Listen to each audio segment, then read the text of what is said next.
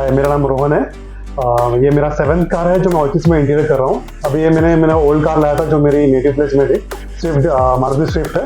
पूरा मैंने कार का इंटीरियर किया हुआ है, काम बहुत अच्छा है, लाइक ट्रस्ट फैक्टर भी है और सिंस लॉन्ग टाइम से मेरा रिलेशन है।